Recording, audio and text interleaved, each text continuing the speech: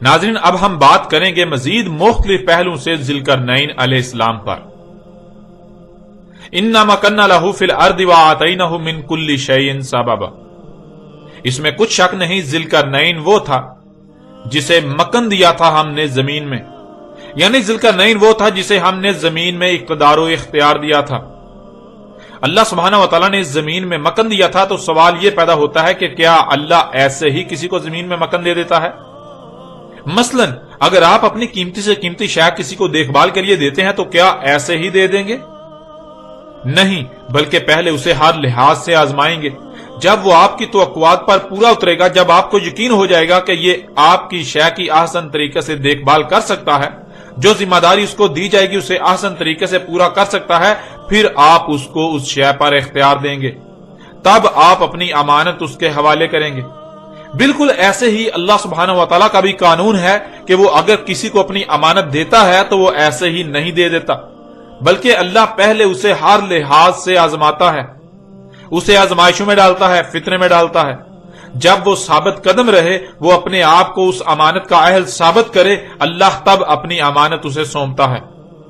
تو ناظرین، یہاں سوال یہ پیدا ہوتا ہے کہ جسے اللہ سبحانہ و تعالیٰ نے ذوالقرنین کہا، یعنی وہ شخص جسے زمین کے دونوں مخصوص کرن دیے گئے، زمین کے مغرب و مشرق تک کا اقتدار دیا گیا، مکن دیا گیا، حکومت دی گئی، کیا اللہ نے اسے بغیر آزمائش میں ڈالے، یعنی بغیر امتحان فتنے میں ڈالے ہی زمین کے دونوں مخصوص کرن دے دیے، زمین کے مغرب و مشرق تک کا اقتدار دے دیا، مکن دے دیا؟ نہیں، بالکل نہیں، ایسا نہیں ہو سکتا، کیونکہ اللہ اپنی سنت تبدیل نہیں کرتا، اللہ اپنے قانون میں، اپنے طریقے میں رائے برابر بھی رد و بدل نہیں کرتا۔ اللہ نے اسے بغیر آزمائے، یعنی بغیر فتنے میں ڈالے حکومت نہیں دی۔ اس لیے اب سوال یہ پیدا ہوتا ہے کہ وہ کون سا شخص ہے جسے اللہ سبحانہ و تعالیٰ نے ذوالقرنین کہا، یعنی زمین کے مغرب و مشرق تک کی حکومت دی؟ اسے اتنی بڑی امانت دینے سے پہلے کب، کہاں اور کس موقع پر آزمایا، امتحان میں ڈالا، یعنی فتنے میں ڈالا، اور وہ اس فتنے کا شکار ہو کر اس امتحان میں ناکام ہونے کی بجائے اس فتنے کو پہچان کر ثابت قدم رہا، اور اس آزمائش میں، اس امتحان میں کامیاب ہو کر اللہ کی امانت زمین کا اہل ثابت ہوا، اور پھر اللہ سبحانہ و تعالیٰ نے اسے زمین میں مکن دیا۔ جب اللہ سے یہ سوال کیا جائے تو اللہ سبحانہ و تعالیٰ اس سوال کا جواب قرآن کی سورہ صاد میں دیتا ہے۔ سورہ صاد کی آیت نمبر 26 میں اللہ سبحانہ و تعالیٰ نے کہا، یا داؤد انا جعلناک خلیفۃ فی الارض، اے داؤد اس میں کچھ شک نہیں، کر دیا ہم نے تجھے خلیفہ زمین میں، یعنی داؤد کو زمین میں خلیفہ بنایا۔ اور تھوڑا ہی آگے جا کر اسی سورت کی آیت نمبر 30 میں اللہ سبحانہ و تعالی نے کہا، وَوَهَبْنَا لِدَاؤُدَ سُلَيْمَانَ نِعْمَ الْعَبْدُ إِنَّهُ أَوَّابٌ۔ اس آیت کو سمجھنے کے لیے اس میں استعمال ہونے والے الفاظ کو جاننا بہت ضروری ہے۔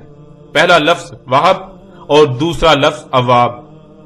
وہب کہتے ہیں کسی کو ہر طرح سے آزما کر اس وقت کوئی شے دینا جب کہ وہ ہر آزمائش پر پورا اتر کر ثابت کر دے کہ وہی اس کا اہل ہے۔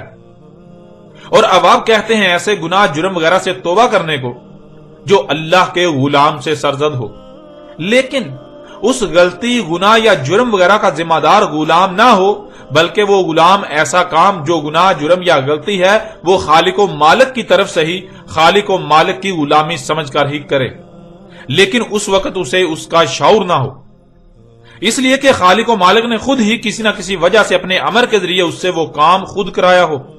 اور جب غلام کو اس کا شعور آ جائے، ادراک ہو جائے یا احساس ہو جائے کہ جسے وہ اپنے مالک اللہ کی غلامی سمجھ کر رہا ہے وہ تو اصل میں اس سے بغاوت ہے، وہ جرم ہے، وہ گناہ ہے، تو غلام فوراً اپنے خالق و مالک سے رجوع کرے، کیونکہ غلام کبھی بھی اپنے خالق و مالک کی نافرمانی نہیں کرتا الا یہ کہ اسے شعور نہ ہو، یا جب خالق کے قانون میں ہو کہ اب غلام نے وہ عمل ترک کرنا ہے تو خالق و مالک اپنے قانون کے مطابق اپنے غلام سے وہ عمل ترک کروا دے۔ اور یہ اللہ سبحانہ و تعالیٰ کی طرف سے اپنے غلام کے لیے امتحان کی غرض سے نہ صرف آزمائش، فتنہ ہوتا ہے، بلکہ اس کی تربیت بھی ہوتی ہے جس سے اسے علم و حکمہ حاصل ہوتے ہیں۔ یہ عربی میں اواب کہلاتا ہے۔ اللہ سبحانہ و تعالیٰ کی اس آیت میں کہنا ہے وَوَهَبْنَا لِدَاؤُدَ سُلَيْمَانَ، اور داؤد کا وارث بنانے کے لیے، یعنی داؤد کے بعد زمین میں خلیفہ بنانے کے لیے ہم نے سلیمان کو ہر طرح سے آزمایا، یعنی فتنے میں ڈالا۔ جب وہ فتنے کا شکار ہونے کے بجائے فتنے کو پہچان کر ثابت قدم رہا، جیسے ہی اس پر واضح ہو گیا کہ جسے وہ اللہ کی غلامی سمجھ کر رہا ہے وہ تو اصل میں اللہ سے بغاوت ہے، اسے اس کا شعور ہی نہیں تھا، تو اس نے فوراً ہی اسے ترک کر دیا اور اللہ سے رجوع کر کے خود کو اس ذمہ داری کا اہل ثابت کیا، تو اسے زمین میں خلیفہ بنایا، یعنی اللہ سبحانہ وتعالی نے اپنی امانت سلیمان کے حوالے کر دی، داؤد کا وارث بنایا۔ آگے اللہ سبحانہ وتعالی کا کہنا ہے نعم العبد، سلیمان داؤد کا بدل غلام ہے، یعنی جیسے داؤد اللہ کا غلام تھا، اللہ کی نافرمانی کرنے والا نہیں تھا، اللہ کا خالص غلام اور امانت کا حق ادا کرنے والا امانت دار تھا، بالکل ایسے ہی داؤد کا بدل سلیمان بھی تھا۔ انہ اواب، اس میں کچھ شک نہیں وہ اواب ہے، یعنی سلیمان کو جب فتنے میں ڈالا گیا تو جیسے ہی اس پر واضح ہوا کہ جسے وہ حق سمجھ کر رہا ہے وہ حق نہیں بلکہ فتنہ ہے، وہ اس فتنے کا شکار ہو چکا ہے، تو فوراً اللہ کی طرف پلٹا، فتنے کو ترک کر دیا۔ اب ناظرین آپ خود غور کریں، زمین میں مکن دینے کے لیے آزمایا گیا، فتنے میں ڈالا گیا سلیمان علیہ السلام کو، اور سلیمان علیہ السلام اللہ کی طرف سے ڈالے گئے ہر امتحان اس فتنے میں کامیاب ہوئے۔ انہوں نے خود کو زمین اللہ کی امانت کا اہل ثابت کر دیا، تو پھر زمین کے مغرب و مشرق کا اقتدار کسی اور کو دیا گیا یا پھر سلیمان علیہ السلام کو؟ ذوالقرنین اللہ کے نبی سلیمان علیہ السلام تھے یا پھر اسکندر اعظم آتش پرست مشرک اور سائرس ایرانی مشرک؟ ناظرین حق ہر لحاظ سے آپ کے سامنے ہے۔ جب القرنین یعنی مخصوص دو کن زمین کے مغرب و مشرق تک مکن دینے کے لیے آزمایا گیا داؤد کے بیٹے سلیمان کو، فتنے میں ڈالا گیا داؤد کے بیٹے سلیمان کو، اور پھر سلیمان ہر لحاظ سے اس فتنے میں کامیاب رہے، اس نے خود کو القرنین کا اہل ثابت کیا، تو القرنین کسی اور کو دے دیے گئے، وہ بھی ان کو جو مشرک اعظم تھے، سکندر اعظم یا سائرس ایرانی۔ ایسا کیسے ہو سکتا ہے؟ اس لیے ذوالقرنین وہ شخصیت جسے دونوں مخصوص قرن حاصل ہوئے، یعنی زمین کے مغرب و مشرق کا اقتدار دیا گیا، جسے زمین کے مغرب و مشرق تک مکن دیا گیا، وہ اللہ کے نبی سلیمان علیہ السلام تھے، نہ کہ کوئی اور۔ وہ داؤد کے بیٹے سلیمان علیہ السلام تھے، نہ کہ سائرس ایرانی یا سکندر اعظم مشرک۔ ناظرین حق کس قدر واضح ہو جانے کے باوجود بھی اگر کوئی یہ کہتا ہے کہ نہیں سلیمان کے علاوہ کوئی اور ذوالقرنین تھا، تو جسے بھی وہ ذوالقرنین کہے اسے یہ ثابت کرنا ہوگا کہ اللہ نے اسے اس مقصد کے لیے اپنی امانت دینے کے لیے آزمایا، فتنے میں ڈالا، اور پھر وہ اس فتنے میں کامیاب رہا اور خود کو القرنین کا اہل ثابت کر دیا۔ اور اگر کوئی ایسا نہیں کر سکتا، جو کہ ناممکن ہے، تو وہ جان لے دنیا کی کوئی طاقت حق کا رد نہیں کر سکتی۔ ذوالقرنین اللہ کے نبی داؤد کے بیٹے سلیمان علیہ السلام تھے، دنیا کی کوئی طاقت اس بات کا رد نہیں کر سکتی۔ پھر ناظرین دیکھیں اللہ سبحانہ تعالیٰ نے سورہ صاد میں آگے یہ بات بھی بالکل واضح کر دی کہ سلیمان علیہ السلام کو فتنے میں ڈالا تھا، یعنی سلیمان کو آزمایا تھا، اور پھر اس کے بعد جو کچھ ہوا وہ بھی اللہ سبحانہ وتعالی نے اس قرآن میں اگلی آیات میں بالکل واضح کر دیا۔ سورہ صاد کی آیت نمبر 34 میں اللہ سبحانہ وتعالی کا کہنا ہے وَلَقَدْ فَتَنَّا سُلَيْمَانَ وَأَلْقَيْنَا عَلَى كُرْسِيِّهِ جَسَدًا ثُمَّ أَنَابَ۔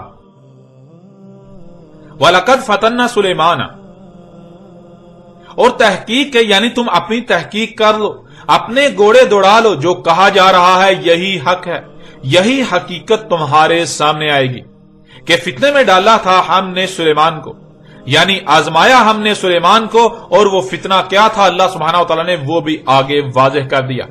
وَأَلْقَيْنَا عَلَى كُرْسِيِّهِ جَسَدًا، اور ڈالا تھا ہم نے اس کی کرسی پر ایک جسد، ثُمَّ أَنَابَ، پھر حق واضح ہونے پر فوراً پلٹا، اللہ سے رجوع کیا۔ ناظرین جیسا کہ دجال کے موضوع پر گزشتہ ایک ساتھ میں یہ بات کھول کھول کر واضح کی جا چکی کہ وہ اقوام جو اس قرآن کے نزول سے پہلے زمین پر آباد تھیں، جیسے کہ قوم نوح، قوم عاد، قوم سمود، قوم لوط، قوم شعیب یا پھر آل فرعون وغیرہ، وہ لوگ قوت میں بہت بڑھ کر تھے۔ یعنی آج انسانوں کو جو قوت حاصل ہے مشینوں کی صورت میں، ایجادات کی صورت میں، اور بلند و بانگ عمارتوں، آسائشوں، سہولتوں، آسانیوں کی صورت میں، یا پھر اسلحے و بارود کی صورت میں، وہ قومیں موجودہ قوم یعنی دنیا میں آباد موجودہ لوگوں سے ان سب میں 90% بڑھ کر تھی۔ موجودہ قوم یعنی دنیا میں آباد موجودہ لوگوں کے پاس جو ٹیکنالوجی ہے، جو ایجادات ہیں، یہ جو قوت ہے، یہ ان قوموں کا 10% بھی نہیں ہے۔ جیسے موجودہ قوم یعنی دنیا میں آباد موجودہ لوگ اپنی ایجادات کا ایک ہی پہلو سامنے رکھتے ہوئے اسے ترقی کا نام دیتے ہیں، اسے سائنسی ترقی کا نام دیتے ہیں اور اس کے دوسرے پہلو سے بالکل غافل ہیں، اسے نظر انداز کر دیتے ہیں یا انہیں نظر ہی نہیں آتا۔ بالکل یہی معاملہ ان قوموں کا بھی تھا۔ جیسے موجودہ قوم یعنی دنیا میں آباد موجودہ لوگ اپنی ایجادات، ان سائنسی ایجادات کا ایک ہی پہلو سامنے رکھتے ہوئے اسے سائنسی ترقی کا نام دیتے ہیں اور اس کے دوسرے پہلو سے بالکل غافل ہیں، اسے نظر انداز کر دیتے ہیں یا انہیں نظر ہی نہیں آتا۔ بالکل یہی معاملہ ان قوموں کا بھی تھا۔ اور جب ترقی کے نام پر زمین و آسمانوں میں کیا گیا فساد عظیم ظاہر ہوا تو وہ قومیں اس کا ایسے شکار ہوئی کہ ان کا نام و نشان تک مٹ گیا۔ یعنی جدیدیت اور ترقی کے نام پر جب ان قوموں نے بھی موجودہ قوم کی طرح زمین و آسمانوں میں مفسد اعمال کیے اور جب ان مفسد اعمال کے رد عمال انتہائی تباہ کن ہلاکتوں کی صورت میں وقوع پذیر ہوئے تو ان کے اپنے ہی ہاتھوں سے کیے جانے والے اعمال کے سبب ان کا نام و نشان تک مٹ گیا، اور بعد والوں کو جو پیچھے بچے جو کچھ وہ چھوڑ کر گئے تھے اس کا وارث بنا دیا گیا۔ آل فرعون کو جب غرق کیا گیا تو جو کچھ آل فرعون چھوڑ کر گئے اس کا وارث پیچھے رہ جانے والوں کو بنا دیا گیا، یعنی مصری قوم کو۔ اور پھر بعد میں جا کر جب داؤد علیہ السلام کو زمین میں خلیفہ بنایا گیا، یعنی داؤد علیہ السلام کو اقتدار حاصل ہوا، تو داؤد علیہ السلام نے مصر کو بھی فتح کر لیا۔ مصر فتح کرنے سے مصری قوم جو کہ نسل در نسل آل فرعون جو کچھ ترک کیے ہوئے تھے اس کی وارث تھی، مصری قوم کے پاس علم اور اسباب تھے تو داؤد علیہ السلام کو وہ علم و اسباب حاصل ہو گئے، یعنی داؤد علیہ السلام کو اس وقت کی اعلیٰ ترین ٹیکنالوجی حاصل ہوئی جس سے داؤد علیہ السلام کا اقتدار مزید مضبوط ہو گیا۔ اور جب داؤد کے بعد اس کے بیٹے سلیمان کو اقتدار منتقل ہوا تو اس وقت سلیمان کو اتنا علم نہیں تھا، لیکن سلیمان خالص اللہ کا غلام تھا۔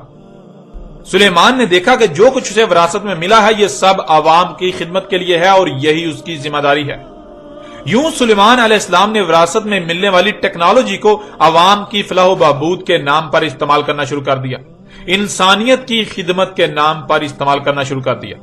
جدید سفر کے ذرائع کی مارکیٹیں وجود میں آ گئیں، بیجوں میں جنیاتی تبدیلیاں کر کے زیادہ خوشنما اور کم وقت میں فصلیں اگائی جانے لگیں، جس سے بیماریاں اور فساد آہستہ آہستہ بڑھنے لگا۔ سلیمان کو اس بات کا اندازہ نہیں تھا کہ ان بیماریوں کے بڑھنے کی وجوہات کیا ہیں، بلکہ وہ الٹا اپنے سائنسدانوں کو ان بیماریوں پر قابو پانے کے لیے ادویات کی تیاری میں لگائے رہا کہ وہ انسانیت کی خدمت کر رہے ہیں۔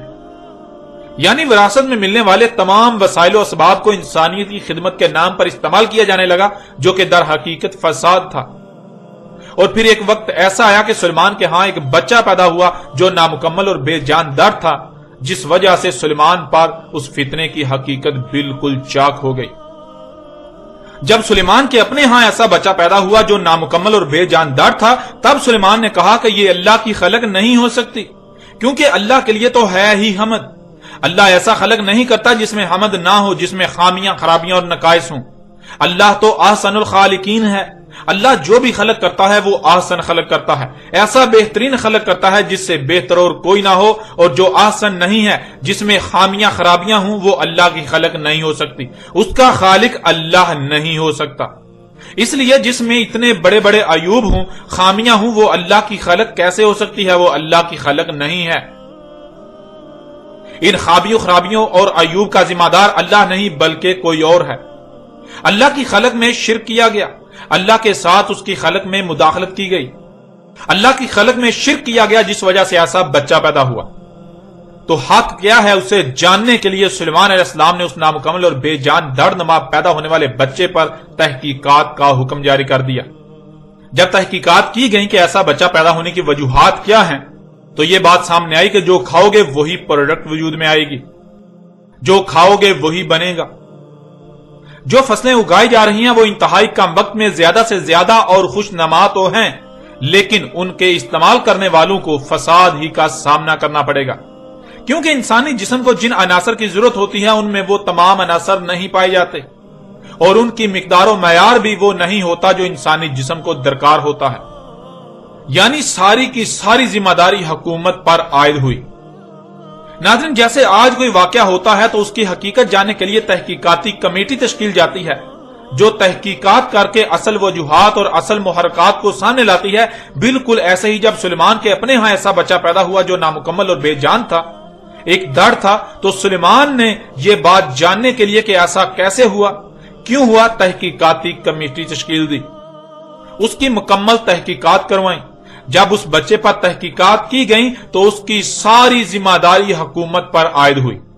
حکومت کے سربراہ چونکہ سلیمان علیہ السلام تھے، اس لیے ساری ذمہ داری سلیمان کی کرسی پر پڑی کہ سلیمان جو کہ ریاست کا سربراہ ہے، اس کی اجازت اور اس کے احکامات سے ہی بیجوں میں جنیاتی تبدیلیاں کی جا رہی ہیں، اس کے حکم سے ہی حکومتی سرپرستی میں انسانیت کی خدمت کے نام پر یہ سب ہو رہا ہے۔ حکومتی سرپرستی میں جنیاتی طور پر تبدیل شدہ بیجوں سے وجود میں آنے والی خوراک کے استعمال سے بیماریاں دن بدن بڑھتے جا رہی ہیں، فساد بڑھتا جا رہا ہے۔ تو جب ساری ذمہ داری سلیمان کی کرسی پر پڑی، تب سلیمان پر واضح ہوا کہ وہ فتنے کا شکار ہو چکا تھا، جسے وہ ترقی اور انسانیت کی خدمت کے نام پر کر رہا تھا، جسے وہ اللہ کی غلامی سمجھ کر رہا تھا، اصل میں تو یہ سب فساد ہے، یہ دجال ہے۔ وہ اس دجال کے فتنے کا شکار ہو چکا تھا۔ وہ اس کا ایک پہلو دیکھ رہا تھا، دوسرا پہلو جو کہ اصل حقیقت تھی وہ اس سے بالکل چھپی ہوئی تھی، وہ تو اب سامنے آئی۔ تو جیسے ہی سلیمان پر یہ فتنہ جو کہ دجال کا فتنہ تھا، اس کی حقیقت واضح ہوئی، تو سلیمان علیہ السلام نے فوراً اللہ سے رجوع کیا، جس کا ذکر اللہ نے اسی آیت میں کر دیا۔ وَلَقَدْ فَتَنَّا سُلَيْمَانَ وَأَلْقَيْنَا عَلَى كُرْسِيهِ جَسَدًا ثُمَّ أَنَابَ، اور تحقیق کے فتنے میں ڈالا ہم نے سلیمان کو، آزمایا ہم نے سلیمان کو اور ڈالا ہم نے اس کی کرسی پر ایک جسد، پھر وہ فتنہ واضح ہونے پر، حق واضح ہونے پر فوراً اللہ کی طرف پلٹا۔ قال رب اغفر لی وہب لی ملکا لا ينبغی لأحد من بعدی انک انت الوہاب۔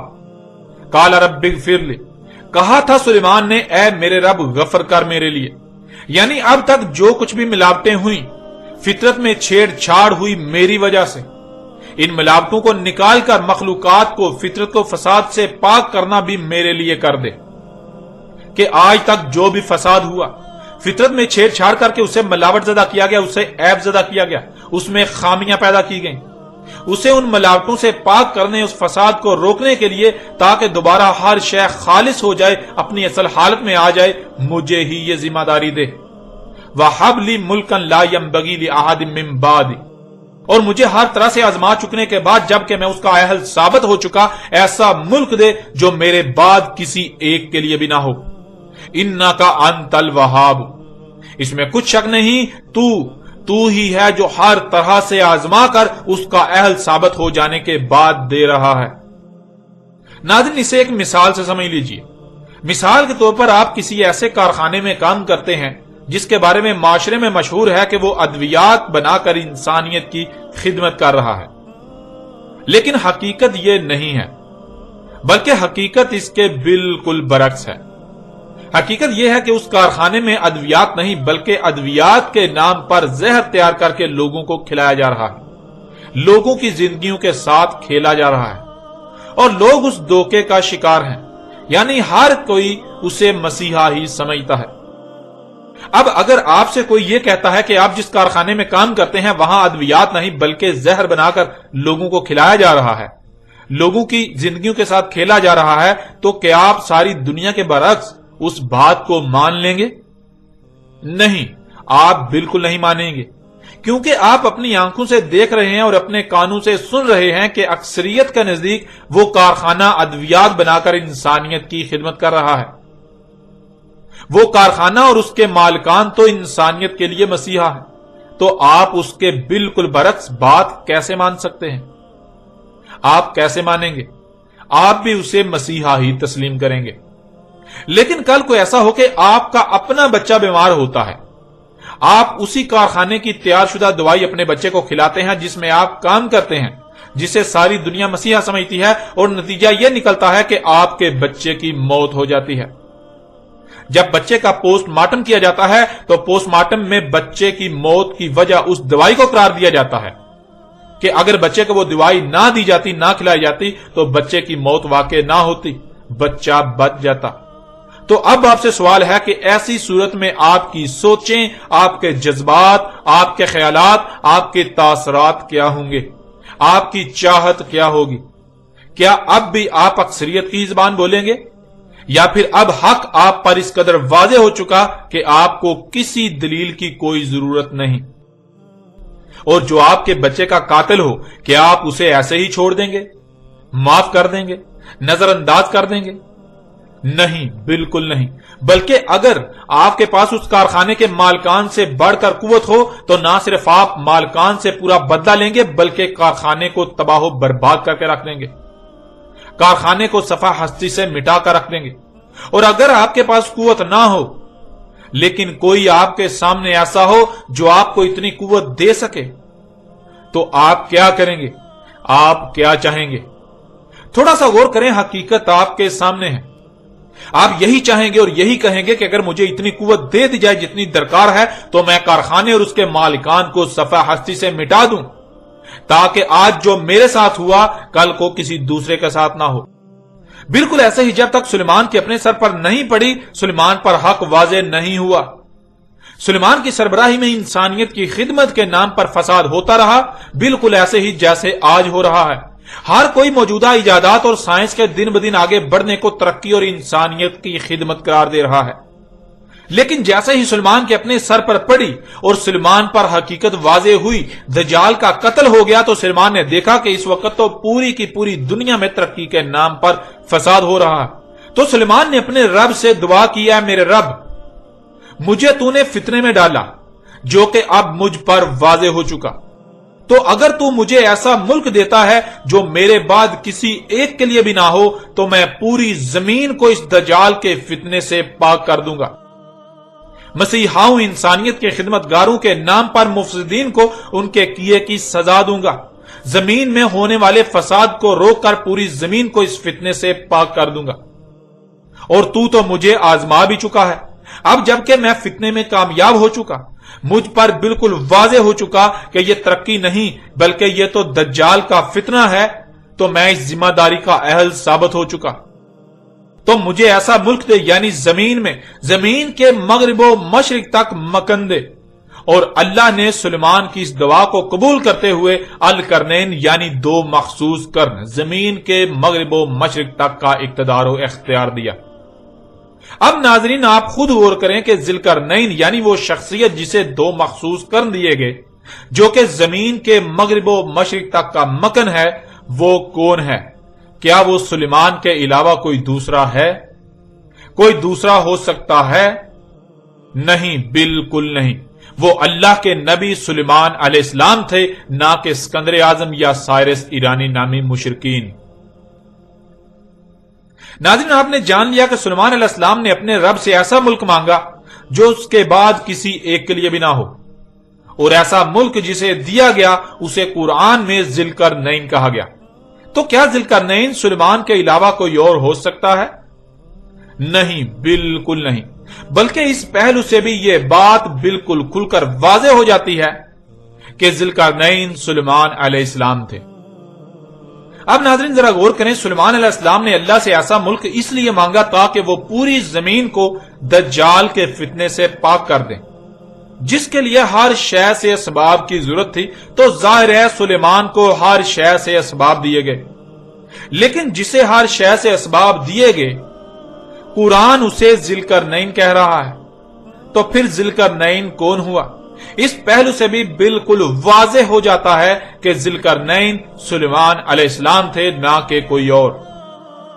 سلیمان نے ملک عظیم مانگا تھا, جس سے یہ بات بالکل واضح ہو جاتی ہے کہ سلیمان کے پاس زمین کے مغرب میں ہونے والے فساد کی خبریں بھی آئیں اور اسی طرح زمین کے مشرق میں ہونے والے فساد کی خبریں بھی. اور پھر سلیمان نے نہ صرف زمین کے مغرب جہاں خشکی ختم ہو جاتی ہے, آگے سمندر ہی سمندر ہے, وہاں تک کا سفر کیا, وہاں تک زمین کو فساد سے پاک کیا, مفسدین کو ان کے کیے کی سزا دی, شیاطین کو قتل و قید کیا, اور جو کچھ کرنا لازم تھا وہ کیا. بلکہ بالکل اسی طرح زمین کے مشرق میں جہاں خشکی ختم ہو جاتی ہے اور آگے سمندر ہی سمندر ہے, وہاں بھی کیا. تو اس کا قرآن میں ذکر آنا لازم ہے. اور جب قرآن سے سوال کیا جائے تو قرآن میں سورہ الکہف کے اسی مقام پر ہی اس سب کا ذکر کیا جا رہا ہے. اور جس نے زمین کے مغرب و مشرق کے سفر کیے, وہاں مفسدین کو قتل و قید کیا, زمین کی اصلاح کی, زمین کو فساد سے پاک کیا, اسے ذوالقرنین کہا جا رہا ہے.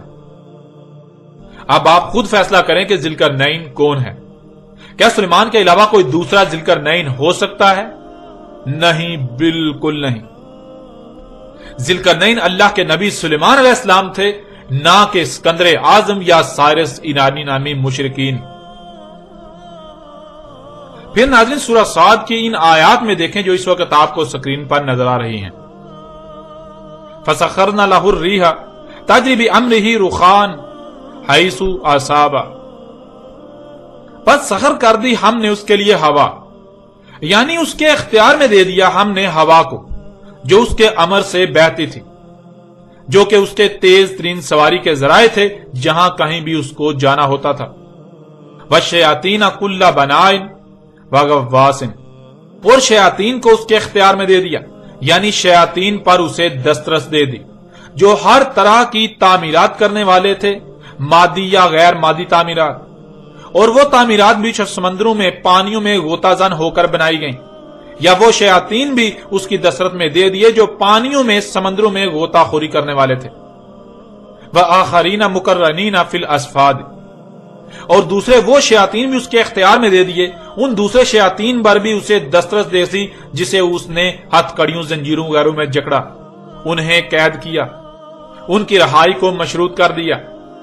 ھذا عطاؤنا فمن او امسک بغیر حساب، یہ ہماری عطا ہے جو ہم نے اسے عطا کیا، بس وہ انہیں امان دے، یعنی ان پر دسترس پائی تو ان کو ان کی چاہت کے مطابق رہا کر دے، انہیں کوئی سزا نہ دے یا انہیں رہا کرے، ان سے جو چاہے کام لے، جہاں چاہے ان کا استعمال کرے، کسی بھی قسم کا کوئی حساب نہیں لیا جائے گا۔ سلیمان علیہ السلام کو جب دجال کے فتنے میں ڈالا گیا اور انہوں نے دجال کے فتنے کو پہچان کر فوراً اللہ سے رجوع کیا، اللہ کی امانت کے اہل ثابت ہوئے، تو سلیمان علیہ السلام نے ایسا ملک مانگا جو اس کے بعد کسی ایک کو بھی نہ دیا جائے، جو اس کے بعد کسی ایک کے لیے بھی نہ ہو۔ تو نہ صرف سلیمان کو ایسا ملک دیا گیا، بلکہ اگلی آیات میں اللہ سبحانہ وتعالی نے جو کچھ سلیمان کو عطا کیا اور جیسے عطا کیا اس کا ذکر بھی کر دیا، جیسے کہ سلیمان کے لیے ہوا کو مسخر کیا اور وہ اپنے تیز ترین سواری کے ذرائع سے جہاں چاہتے انتہائی تیز رفتاری سے سفر کرتے۔ یہاں سوال یہ پیدا ہوتا ہے کہ وہ سفر انہوں نے کہاں اور کیوں کیے؟ تو اگلی ہی آیات میں اس سوال کا جواب بھی دے دیا۔ سلیمان کو ایسے ایسے ماہر شیاطین پر دسترس دی گئی جو ہر طرح کی مادی اور غیر مادی تعمیرات کے ماہر تھے، اور وہ بھی جو پانیوں میں سمندروں میں غوطہ خوری کے ماہر تھے، اور وہ شیاطین بھی جنہیں سلیمان نے ہتھ کڑیوں میں مضبوطی سے جکڑ کر قید کیا، جن کی رہائی کو مشروط کر دیا۔ تو جب سلیمان نے ان لوگوں پر دسترس پائی تو اللہ نے سلیمان سے کہا کہ انہیں امان دے یا ان سے کام لے، انہیں قید کر، انہیں سزا دے، تجھ سے کسی قسم کا کوئی حساب نہیں لیا جانے والا۔ ناظرین، اس سے پہلی بات تو یہ ثابت ہو جاتی ہے کہ سلیمان نے تیز ترین فضائی سفر کے ذرائع سے جو سفر کیے، ان کا مقصد زمین میں ہونے والے فساد کی جڑ مفسدین شیاطین، جنہیں انسان سائنسدانوں کا نام دیتے ہیں، یا وہ لوگ جو دنیا پر براہ راست اثر انداز ہونے کی صلاحیت رکھتے ہیں، ان تک پہنچنے، ان پر دسترس پانے کے لیے سفر کیے۔ اور پھر جب انہیں قتل و قید کیا تو اس کا اختیار بھی اللہ نے سلیمان کو ہی دے دیا، سلیمان جو چاہے ان کے ساتھ کرے۔ اور حیران کن طور پر اسی واقعے کو ایک دوسرے پہلو سے سورہ الکہف میں سلیمان کی جگہ ذوالقرنین کا لفظ استعمال کرتے ہوئے بیان کیا گیا۔ فَأَتْبَعَ سَبَبًا حَتَّى إِذَا بَلَغَ مَغْرِبَ الشَّمْسِ وَجَدَهَا تَغْرُبُ فِي عَيْنٍ حَامِئَةٍ وَوَجَدَ عِندَهَا قَوْمًا قُلْنَا يَا ذَا الْقَرْنَيْنِ إِمَّا أَن تُعَذِّبَ وَإِمَّا أَن تَتَّخِذَ فِيهِمْ حُسْنًا قَالَ أَمَّا مَنْ ظَلَمَ فَسَوْفَ نُعَذِّبُهُ ثُمَّ يُرَدُّ إِلَى رَبِّهِ فَيُعَذِّبُهُ عَذَابًا نُكْرًا وَأَمَّا مَنْ آمَنَ وَعَمِلَ صَالِحًا فَلَهُ جَزَاءً الْحُسْنَى وَسَنَقُولُ لَهُ مِنْ أَمْرِنَا يُسْرًا ثُمَّ أَتْبَعَ سَبَبًا حَتَّى إِذَا بَلَغَ مَطْلِعَ الشَّمْسِ وَجَدَهَا تَطْلُعُ عَلَى قَوْمٍ لَمْ نَجْعَل لَّهُم مِّن دُونِهَا سِتْرًا كَذَلِكَ وَقَدْ أَحَطْنَا بِمَا لَدَيْهِ خُبْرًا ثُمَّ أَتْبَعَ سَبَبًا حَتَّى إِذَا بَلَغَ بَيْنَ السَّدَيْنِ وَجَدَ مِن دُونِهِمَا قَوْمًا لَا يَكَادُونَ يَفْقَهُونَ قَوْلًا۔ ناظرین، وہ شخصیت جسے ذوالقرنین کہا گیا، اس کی پہچان کے لیے بتا دیا گیا کہ ذوالقرنین وہ ہے جس کو نہ صرف زمین میں مکن دیا بلکہ ہر شے سے اسباب دیے۔ ان اسباب میں سے سبب کے ذریعے جب اس کے پاس خبر آئی زمین کے مغرب کی طرف ہونے والے فساد کی تو اس نے اس کی اتباع کی، یعنی اس کے پیچھے پڑا۔ پھر جہاں پہنچا وہاں ایک ایسی قوم کو پایا جو مفسد قوم تھی، یعنی زمین میں فساد کرنے والے لوگ۔ اور جب ذوالقرنین نے ان پر دسترس پا لی تو اللہ نے کہا قُلْنَا يَا ذَا الْقَرْنَيْنِ إِمَّا أَن تُعَذِّبَ وَإِمَّا أَن تَتَّخِذَ فِيهِمْ حُسْنًا، اے ذوالقرنین، یعنی اے وہ جسے دو مخصوص کر دیے گئے زمین کے مغرب و مشرق، تجھے اختیار ہے، تو جو چاہے ان کے ساتھ کر۔ اگر تو چاہے تو انہوں نے جو فساد کیا ان کے کیے کہ انہیں سزا دے، اور تو چاہے تو ان کو سزا دینے کے بجائے ان میں حسن اخذ کر۔ یعنی زمین میں ہونے والے فساد کی روک تھام کے لیے اگر یہ تیرے کام آ سکتے ہیں، مخلوقات پر احسان کرنے کے لیے یہ تیرے کام آ سکتے ہیں، تو ان سے وہ کام لے، تجھ سے ان کے بارے میں کوئی حساب نہیں لیا جائے گا۔ اور پھر جب وہ شخصیت جسے ذوالقرنین کہا گیا وہ مشرق میں پہنچی اسباب کی اتباع میں، تو وہاں بھی اس نے وہی کیا اور وہاں بھی اللہ نے اس سے وہی کہا۔ اب ناظرین آپ خود غور کریں، اللہ سبحانہ تعالیٰ نے ایک ہی واقعے کو دو مختلف پہلو سے قرآن میں بیان کیا۔ ایک مقام پر نام کے ساتھ ذکر کیا سلیمان، اور دوسرے مقام پر سلیمان نام کی بجائے لفظ ذوالقرنین کا استعمال کیا، جس کے معنی وہ شخص جسے دونوں مخصوص کرن حاصل ہوئے، جو کہ زمین کے مغرب و مشرق تک مکن ہے۔ اس پہلو سے بھی یہ بات بالکل کھل کر واضح ہو جاتی ہے کہ ذوالقرنین کوئی اور نہیں بلکہ اللہ کے نبی سلیمان علیہ السلام تھے۔ وہ سلیمان علیہ السلام ہی تھے جس نے مغرب و مشرق کے سفر کیے اور وہاں شیاطین جو کہ زمین میں فساد کے ذمہ دار تھے ان پر دسترس پائی، تو انہیں اللہ نے ہر قسم کا اختیار دے دیا کہ انہیں سزا دے، یا پھر وہ زمین میں فساد ختم کرنے میں، زمین کی اصلاح کرنے میں معاون ثابت ہوتے ہیں تو ان سے کام لے، اس سے کوئی حساب نہیں لیا جائے گا۔ اس لیے ذوالقرنین کوئی اور نہیں بلکہ سلیمان علیہ السلام تھے۔ پھر ناظرین ذرا غور کریں، جب ذوالقرنین مغرب و مشرق میں زیر سمندر بنائی جانے والی سدین یعنی دو رکاوٹوں کے درمیان پہنچا، تو وہاں جس قوم یعنی جن لوگوں کو پایا ان کے بارے میں قرآن کیا کہتا ہے؟ ثم اتبع سببا حتى اذا بلغ بين السدين وجد من دونهما قوما لا يكادون يفقهون قولا۔ پھر اس نے اتباع کی سبب کی یہاں تک کہ پہنچا مغرب اور مشرق والی دونوں رکاوٹوں کے درمیان، یعنی پہلے اس نے مغرب کا سفر کیا، وہاں مفسدین شیاطین کو قتل و قید کیا تو وہاں ایک صد قائم کی، پھر مشرق کی طرف سفر کیا تو وہاں بھی وہی کیا، وہاں بھی ایک صد قائم کی، پھر ان صدین یعنی مغرب و مشرق والی دونوں رکاوٹوں کے درمیان پہنچا تو وہاں بھی نہ صرف دو رکاوٹیں پائیں بلکہ ان کے علاوہ ایک قوم کو بھی پایا، ایسی قوم جو کسی ایک بھی بات کو سمجھنے کے قریب بھی نہ تھی۔ لیکن اس کے باوجود وہ شخصیت جسے ذوالقرنین کہا گیا اس نے نہ صرف ان کی ہر بات کو سمجھا بلکہ انہیں اپنی ہر بات سمجھائی بھی۔ اب ناظرین ذرا غور کریں، اگر سکندر اعظم یونانی یا سائرس ایرانی مشرکین ان دونوں میں سے کوئی ایک بھی ذوالقرنین تھا تو انہیں ایسی صلاحیت حاصل تھی کہ وہ کسی ایسی قوم سے بات چیت کر سکتے تھے، ان کا مسئلہ سمجھ سکتے تھے، انہیں اپنی ہر بات سمجھا سکتے تھے، جو لوگ کسی ایک بھی بات کو سمجھنے والے نہیں تھے۔ اور اگر اللہ سے سوال کریں کہ اے اللہ وہ کون سا شخص تھا جسے ایسے اسباب بھی دیے گئے جن کے ذریعے وہ ان سے بھی بآسانی کلام کر سکتا تھا جو کوئی ایک بھی بات سمجھنے کی صلاحیت نہیں رکھتے تھے، تو اللہ نے اس سوال کا جواب بھی قرآن میں بالکل واضح دے دیا۔ سورہ نمل کی آیت نمبر 18 اور 19 میں اللہ سبحانہ وتعالی کا کہنا ہے حتی اذا اتوا علی واد النمل قالت نملۃ یا ایھا النمل ادخلوا مساکنکم لا یحطمنکم سلیمان وجنودہ وهم لا یشعرون فتبسم ضاحکا من قولها وقال رب اوزعنی ان اشکر نعمتک التی انعمت علی وعلی والدی وان اعمل صالحا ترضاہ وادخلنی برحمتک فی عبادک الصالحین۔ سورہ نمل کی ان آیات میں اللہ سبحانہ تعالیٰ نے یہ بات واضح کر دی کہ سلیمان علیہ السلام وہ شخصیت تھے جنہیں انسان تو انسان بلکہ جاندار یہاں تک کہ چیونٹیوں تک سے کلام کرنے کی صلاحیت دی گئی تھی۔ سلیمان علیہ السلام وہ شخصیت تھے جنہیں ایسے اسباب بھی دیے گئے تھے جن سے وہ ہر کسی سے کلام کر سکتے تھے، وہ ایسے لوگوں سے بھی کلام کر سکتے تھے، بات کر سکتے تھے جو کوئی ایک بات بھی سمجھنے کی صلاحیت نہیں رکھتے تھے۔ ناظرین سے یہ بات بالکل کھل کر واضح ہو جاتی ہے کہ ذوالقرنین کوئی اور نہیں بلکہ اللہ کے صالح نبی سلیمان علیہ السلام تھے، جنہوں نے ایک ایسی قوم سے بآسانی کلام کیا جو کسی ایک بھی بات کو سمجھنے یا سمجھانے کی صلاحیت نہیں رکھتی تھی۔ اور اگر سورہ نمل کی ان آیات کو سامنے رکھا جائے تو سلیمان علیہ السلام کا چیونٹیوں کا کلام سمجھنے کا ذکر کرنا آخر کس مقصد کے لیے قرآن میں بیان کیا گیا؟ اللہ سبحانہ وتعالیٰ کچھ بھی بغیر کسی مقصد کے نہیں کرتا، وہ جو بھی کرتا ہے حق کے ساتھ یعنی کسی نہ کسی مقصد کے لیے کرتا ہے، اس کے ہر کام کے پیچھے کوئی نہ کوئی مقصد ضرور ہوتا ہے۔ تو ذرا غور کریں، ایک شخص کا چیونٹیوں کی بات کو سمجھنے کی صلاحیت رکھنے کا ذکر کرنا کس مقصد کے لیے بیان کیا گیا؟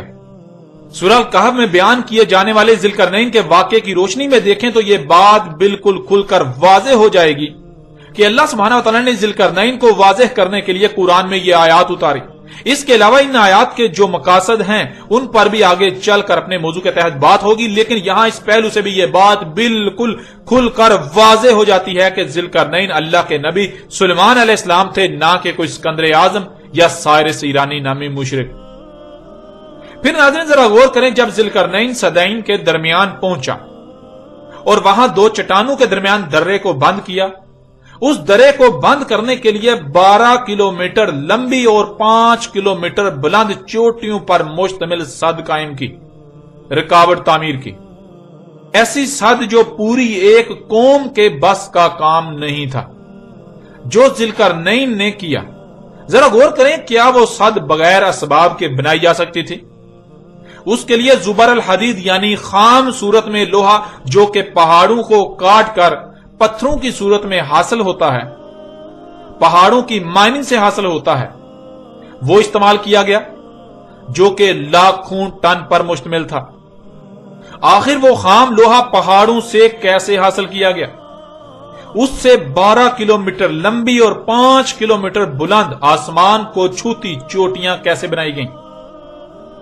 ان سب کے لیے نہ تو صرف ماہر تعمیرات جنہیں انجینئرز وغیرہ کہا جاتا ہے ان کی ضرورت ہوتی ہے، بلکہ انتہائی باری مشینری کی بھی ضرورت ہوتی ہے۔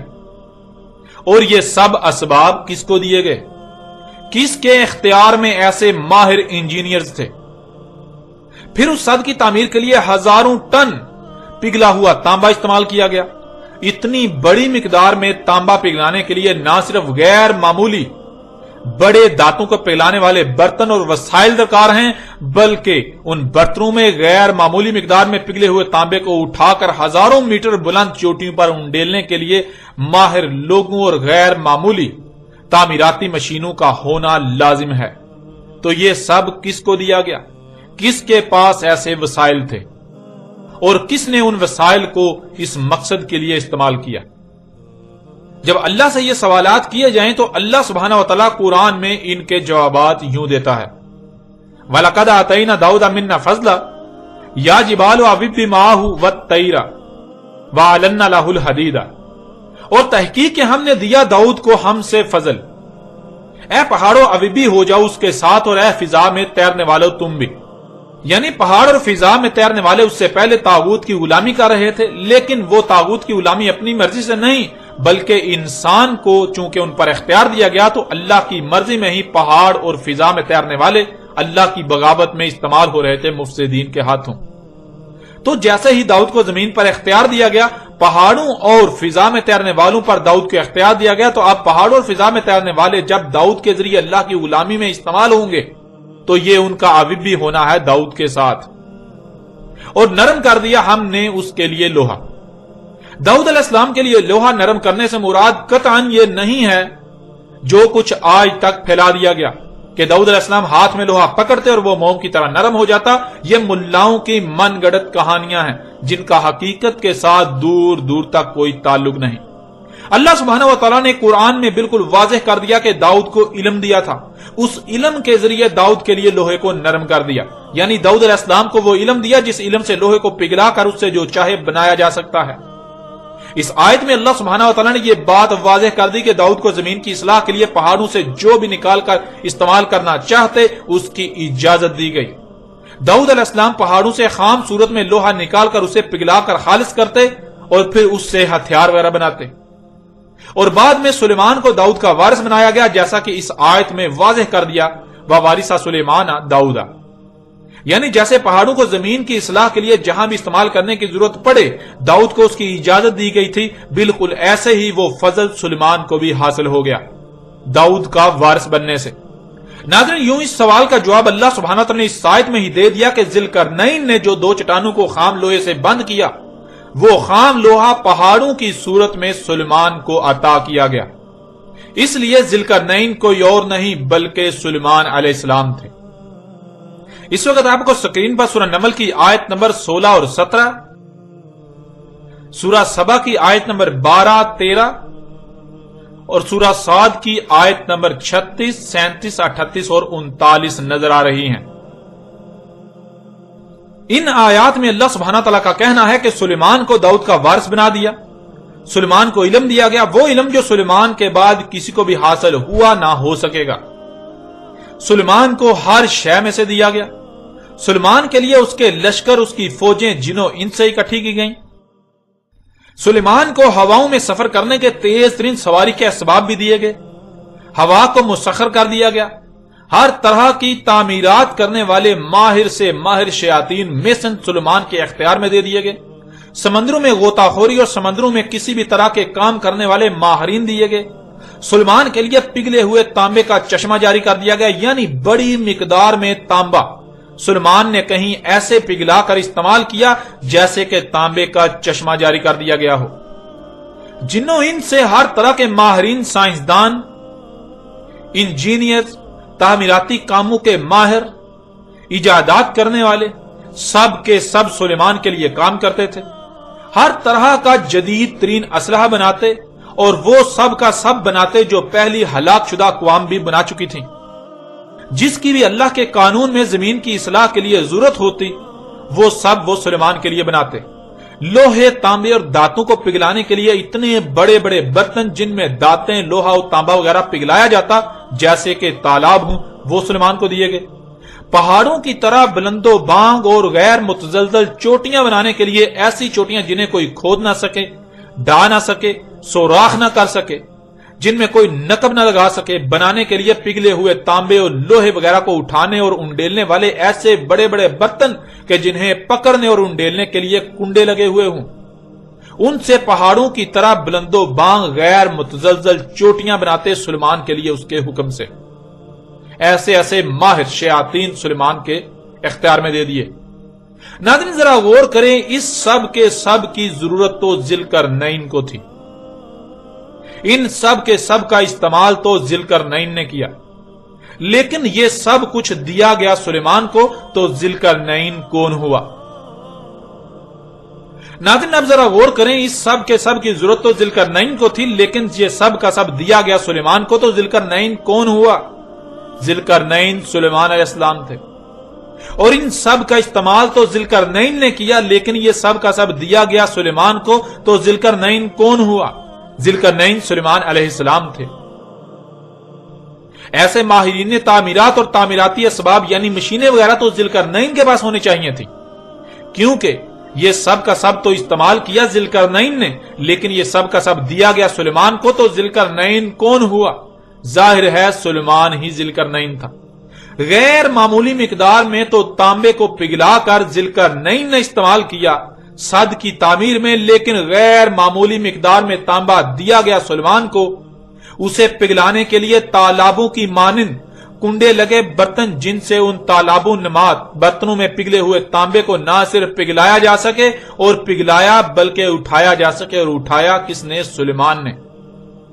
اور جن مشینوں، جس قوت سے اٹھایا گیا، یہ سب کا سب کسے دیا گیا؟ یہ سب کا سب دیا گیا سلیمان کو، تو ذوالقرنین کون ہوا؟ ظاہر ہے ذوالقرنین تو سلیمان اللہ کا نبی ہی تھا، نہ کہ کوئی اور۔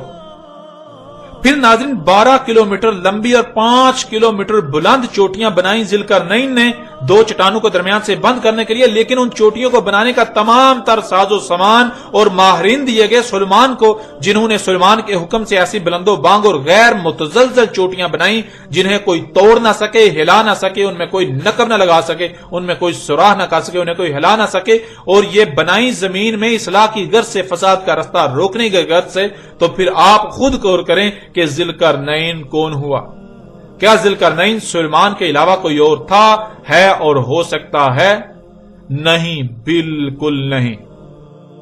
یوں اس حوالے سے بھی بالکل واضح ہو گیا کہ ذوالقرنین اللہ کے نبی سلیمان علیہ السلام تھے۔ زمین کے مغرب و مشرق میں زمین کی اصلاح کے لیے، مفسدین کا رستہ روکنے کے لیے، ان سے جنگ کرنے کے لیے سفر کیے ذوالقرنین نے، جس کے لیے نہ صرف سفری اسباب کی ضرورت تھی بلکہ اللہ کے دشمنوں سے مقابلے کے لیے انتہائی جدید اور قوت کا حامل اسلحہ ذوالقرنین کو درکار تھا۔ لیکن ایسا اسلحہ بنانے کے ماہرین دیے گئے سلیمان کو، ایسا اسلحہ وہ بناتے تھے سلیمان کے لیے، یعنی اسلحہ دیا گیا سلیمان کو اور استعمال کرنے والے کو ذوالقرنین کہا جا رہا ہے، تو کیا یہ دو الگ الگ شخصیات کا ذکر کیا جا رہا ہے یا پھر ایک ہی شخصیت کا ذکر کیا جا رہا ہے؟ ایک ہی شخصیت کا ایک مقام پر اس کا نام کے ساتھ ذکر کیا جا رہا ہے اور دوسرے مقام پر اس کے اسم یعنی اسے جو خاص صلاحیت یا خاصیت حاصل تھی اس سے اس کا ذکر کیا جا رہا ہے۔ یوں ناظرین اس پہلو سے بھی یہ آپ پر بالکل کھل کر واضح کر دیا گیا کہ ذوالقرنین اللہ کے نبی سلیمان علیہ السلام تھے، نہ کہ کوئی اور۔ پھر ناظرین تماثیل یعنی وہ جو گزشتہ ہلاک شدہ اقوام بنا چکی تھیں، بالکل انہی کی مثل کی ضرورت پڑی ذوالقرنین کو، جیسے کہ آپ دیکھتے ہیں مصر میں آج بھی آل فرعون کے غیر متزلزل چوٹیوں کی صورت میں آثار موجود ہیں، جنہیں آج اس جدید دور میں بھی معجزات اور عجائب تسلیم کیا جاتا ہے۔ قوم نوح پر طوفان آیا، اس میں لہریں پہاڑوں کی مانند کئی کئی کلومیٹر بلند تھیں، جس کی وجہ یہ تھی کہ قوم نوح اتنی بلندی پر پہنچ چکی تھی، ان کی عمارتیں پہاڑوں کی مانند کئی کئی کلومیٹر بلند تھیں۔ ان عمارتوں کو بنانے کے لیے غیر معمولی قوت کی حامل مشینیں تھیں، اور ان سب کی تماثیل کی ضرورت تو ذوالقرنین کو پیش آئی۔ آل فرعون کی مثل چوٹیاں تعمیر کرنے کی ضرورت تب پیش آئی جب ذوالقرنین صدین کے درمیان پہنچا۔ وہاں دو چٹانوں کو درمیان سے بند کرنا تھا، انہیں بند کرنے کے لیے قوم نوح کی تماثیل کی ضرورت تھی۔ اور ان آیات میں اللہ سبحانہ تعالیٰ کا کہنا ہے کہ جن کو سلیمان نے قید کیا ہوا تھا، شیاطین جن و انس کو، وہ سلیمان کے لیے جو اللہ کے قانون میں ہوتا تماثیل بناتے، یعنی وہ بالکل ویسا ہی بناتے جیسا ہلاک شدہ اقوام بنا چکی تھیں۔ تو ناظرین آپ غور کریں کہ پھر ذوالقرنین کون ہوا؟ کیا سلیمان کے علاوہ کوئی اور ذوالقرنین ہو سکتا ہے؟ نہیں، بالکل نہیں، وہ اللہ کے نبی سلیمان علیہ السلام تھے، نہ کہ اسکندر اعظم یا سائرس ایرانی نامی مشرکین۔ پھر ناظرین آپ قرآن اٹھا کر دیکھیں تو پورے قرآن میں صرف اور صرف دو مقامات پر ہی غیر معمولی مقدار میں پگھلے ہوئے تانبے کا ذکر کیا گیا۔ ان میں سے ایک مقام پر اس کے استعمال کا ذکر کیا گیا اور استعمال کرنے والے کو ذوالقرنین کہا گیا، اور دوسرے مقام پر اس کا ذکر کیا گیا جسے وہ اتنی غیر معمولی مقدار میں تانبا دیا گیا، جس نے وہ غیر معمولی مقدار میں تانبا پگھلایا، اور وہ سلیمان علیہ السلام تھے۔ اب آپ خود غور کریں کہ کیا ذوالقرنین اور سلیمان دو الگ الگ شخصیات تھیں یا پھر ایک ہی شخصیت سلیمان علیہ السلام؟ وہ سلیمان علیہ السلام تھے جنہیں دوسرے مقام پر ذوالقرنین کہا جا رہا ہے، یعنی سلیمان ہی وہ شخصیت تھی جسے دو مخصوص قرن حاصل تھے، اور دو مخصوص قرن زمین کے مغرب اور مشرق تھے۔ سلیمان ہی وہ شخصیت تھی جسے زمین کے مغرب و مشرق تک کا اقتدار دیا گیا، یعنی مکن دیا گیا۔ اب ناظرین دنیا کی کوئی طاقت اس حق کا رد نہیں کر سکتی کہ ذوالقرنین داؤد علیہ السلام کے بیٹے سلیمان علیہ السلام تھے۔